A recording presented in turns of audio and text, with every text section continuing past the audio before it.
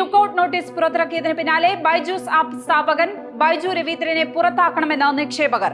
ഇന്ന് ചേർന്ന അസാധാരണ ജനബോഡിയിലാണ് ബൈജു രവീന്ദ്രനെ സിഇഒ സ്ഥാനത്ത് നിന്ന് പുറത്താക്കണമെന്നാവശ്യപ്പെട്ട് നിക്ഷേപകർ വോട്ട് ചെയ്തത്.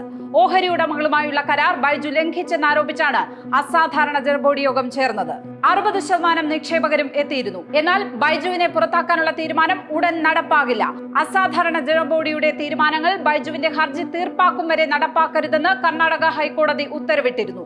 കമ്പനിയുടെ പ്രവർത്തനങ്ങളിൽ സുതാര്യതയില്ലെന്ന് ആരോപിച്ച് പ്രൊസ്യൂസ്, സീസിഡൈ, ജനറൽ അറ്റ്ലാന്റിക് എന്നീ കമ്പനികൾ ഡയറക്ടർ ബോർഡിൽ നിന്നും പുറത്തേക്ക് പോയിരുന്നു. നിലവിലുള്ള നിക്ഷേപകരിൽ നിന്നും കൂടുതൽ ധനസമാഹരണത്തിനുള്ള റൈറ്റ്സ് ഇഷ്യൂവുമായി മുന്നോട്ടു പോകവെയാണ് ബൈജുവിന് മുന്നിൽ പുതിയ കുരുക്കുകൾ. 9,000 കോടിയുടെ വിദേശ നിക്ഷേപത്തിൽ ക്രമക്കേടുണ്ടെന്ന പരാതിയിലാണ് ഇഡി കേസ്. വിദേശ ഫണ്ട് വകമാറ്റി ചെലവഴിച്ചതായാണ് ആരോപണം. ബൈജുവിന്റെ കണക്കുകൂട്ടലുകൾ അപ്പാടെ തെറ്റുന്നതായി വേണം മനസ്സിലാക്കാൻ.